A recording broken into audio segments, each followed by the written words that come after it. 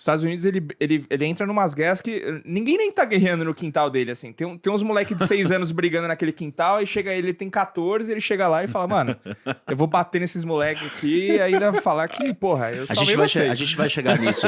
A gente vai chegar nisso. Por que ele faz isso e por que talvez ele precise fazer isso em várias vezes, outras não. Tipo, não tem outras ninguém vezes tentando invadir eles, né? Entendeu? A guerra deles é uma parada pra lá. Essa é parte do sucesso dele. Eu quero trazer um elemento geopolítico do porquê que os Estados Unidos conseguiu criar essa união. A maioria dos outros países na história, quando eles tiveram conflitos internos, tipo uma guerra civil, ou brigas, ou tensões internas, o vizinho veio, interferiu e acentuou a discórdia para favorecer os interesses próprios. E nos Estados Unidos isso não aconteceu. Por quê? Simplesmente os Estados Unidos nasceu no maior território inexplorado, tecnicamente virgem, do hemisfério norte, de uma zona climática temperada. E esse território estava isolado de todos os outros. Não tinham vizinhos para interferir, manipular, causar problemas, ameaçar.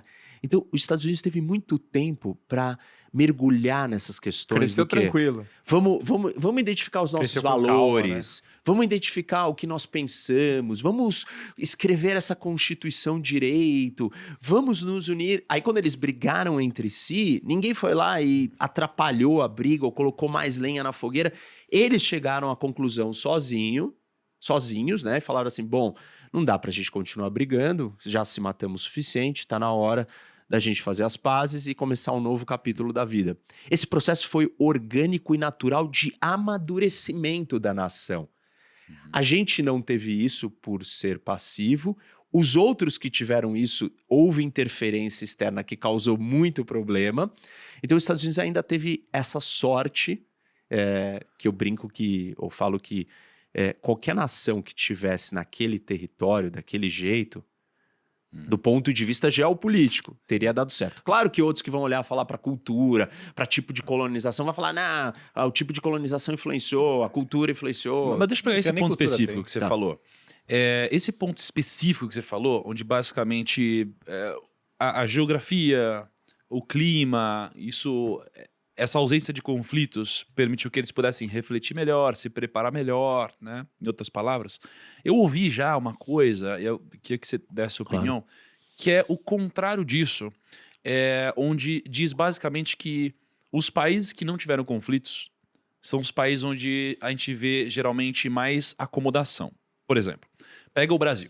A gente tem aqui um clima ótimo no Brasil. Você não tem terremoto. Uma prainha. Você não tem, sei lá, um tsunami aqui no Brasil. Você não tem gelo. Você não tem nada disso. Coisa em qualquer época e se você ficar lá na praia, coco e pescando, você sobrevive. Aí você pega um país onde tem gelo, cara, eles precisam se preparar. Pô, não vai dar pra comer naquele período, então eu preciso me preparar antes, né? Aí você pega a da formiga e da cigarra. Exatamente. Então, os países onde você... não tem terra... Imagina, o Brasil não tem nenhuma catástrofe que tem nos Estados Unidos. Tipo batata e milho, você planta só uma qualquer chuva época. aí que tudo pelo dá amor de certo. Deus, Qualquer época você pode plantar qualquer coisa que nasce. Tudo dá certo. Não, chuva, péssimo. Só que tsunami, caraca, a gente não tem terremoto, não tem essas coisas, sabe?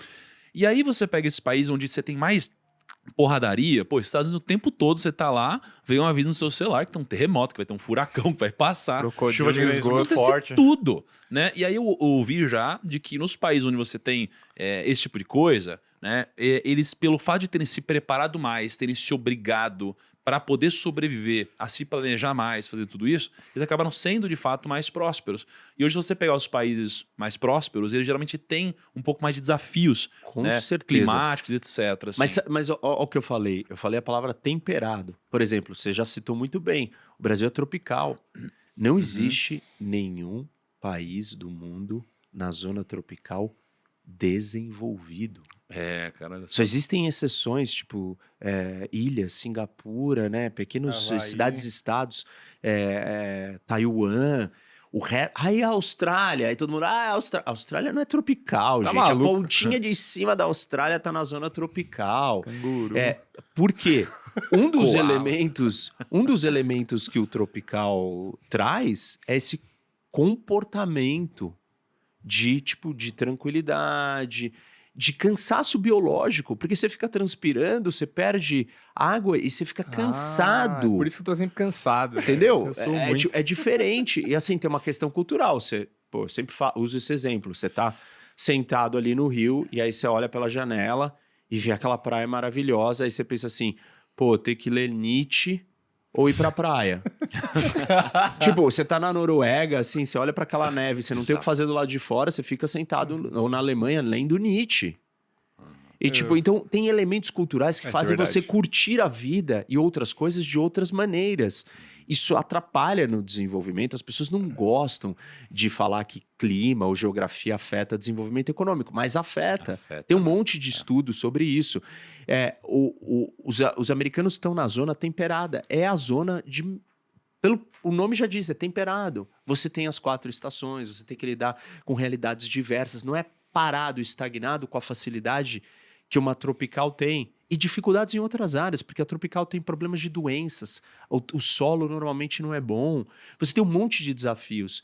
A agricultura, o Brasil demorou muito tempo para alterar geneticamente o nosso solo para que nós pudéssemos plantar soja em solo tropical. Isso é uma novidade. A Embrapa alterou geneticamente o solo do Brasil para o cerrado produzir. O Brasil é o primeiro grande produtor do mundo de soja, sendo um país tropical. Isso não existia. Quem produz a soja? O clima temperado. Então, tem um monte de desafios e todos esses desafios geográficos, eles são muito mais favoráveis. A terra americana é uma terra abençoada no sentido de equilíbrio do cenário melhor para você ter uma realidade melhor. Por exemplo, os Estados Unidos, eles dominam a geometria econômica do mundo. Por quê? Só tem uma nação que tem acesso às 2 maiores rotas de navegação do mundo. A primeira delas era o Atlântico Norte, até começo dos anos 90. Maior rota de navegação, de fluxo, de transporte marítimo, de negócios. Depois dos anos 90 em diante, essa rota passou a ser o Pacífico. Só tem uma nação do mundo que tem acesso ao Atlântico Norte e ao Pacífico. É a América do Norte. Quem domina a América do Norte domina a economia do mundo. Os Estados Unidos domina a América do Norte, porque ele é o maior país da América do Norte. Aí as pessoas falam, mas a Colômbia tem acesso às 2 costas. Desculpa, a Colômbia está nos territórios geográficos mais difíceis do mundo. Misturado com floresta amazônica, que é a floresta mais densa tropical do mundo, junto com a Cordilheira dos Andes, que é a segunda maior cadeia de montanhas do mundo e a mais extensa cadeia de montanhas do mundo. E as cidades colombianas só puderam existir numa altitude para elas lidarem com o calor totalmente longe da costa e de difícil acesso à costa. E é uma costa desse tamanho. Não tem comparação você olhar para a costa leste americana, que você vai de Miami, olhando aqueles canais. O que é um canal? Uma faixa de terra aberta que, paralela, é uma marginal do rio. O meio de transporte marítimo é o mais barato de todos. Se você não precisa construir estrada porque você já tem um canal, ainda protegido do lado de um porto, de um lado de um oceano gigantesco, e aí você vai do outro lado, você tem a mesma coisa gigantesca. Foda. Desculpa, assim, é um país continental com acesso a 2 costas. Isso nunca vai existir na América do Sul, porque nós temos um paredão que separa o Pacífico do Atlântico. E o grande desafio geopolítico do Brasil, por um acaso, é fazer esse acesso, é conectar o bio-oceânico, né, a rota. Mas, assim, eu posso passar aqui, sei lá, horas falando de elementos geográficos que deram para os Estados Unidos vantagens gigantescas. Até, por exemplo, numa questão muito interessante, que é a distribuição de terra. Nos Estados Unidos você chegou na terrinha lá, a zona temperada, com o solo perfeito, que é o Midwest, que era a antiga Louisiana, que os americanos compraram da França, e que essa foi a grande compra. Foi aí que os Estados Unidos virou os Estados Unidos economicamente, porque ali está a riqueza econômica agrícola, é o centro de produção agrícola, sobreposto à terra mais fértil, arável, contígua, de maior tamanho do mundo, sobreposta a uma bacia gigantesca hidrográfica que é infraestrutura de transporte dada por Deus. Porque rio navegável, você não precisa construir, ele tá lá, foi dado. Você começou o jogo com aquilo, você começou o jogo de War, você já tem estrada, né? Fluvial, você já tem a hidrovia. Então, o agricultor americano, ele chegava ali e ele começava a plantar. Aí, para vender, ele entrava no barquinho, descia o Mississippi, caía no Golfo do México e podia exportar para o mundo. Então, você, pequeno agricultor, conseguia se viabilizar. O pequeno agricultor chegava no Brasil, ele tinha que atravessar a Serra do Mar, tirar toda a mata, desmatar o lugar, construir uma estrada para atravessar aquele paredão para exportar o seu negócio. Ele sozinho não conseguia. Quem que conseguia? Grandes latifúndios. A distribuição de terra também tem um elemento geográfico. A concentração de terra aristocrática, ou oligopólio, ou menos oportunidade, também tem a ver com geografia. É um elemento, não é o único, repito, mas é um elemento muito forte. Então, dá para a gente explicar o nível de oportunidade, de distribuição de riqueza inicial dos Estados Unidos pela facilidade de acesso, qualidade da terra, acesso do transporte, terra plana.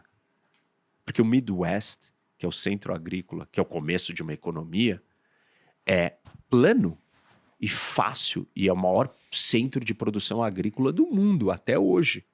E isso é que começou a dar riqueza para você passar para os outros níveis econômicos. E você falou que o que mudou o paradigma dos Estados Unidos foi quando ele comprou a Louisiana, né?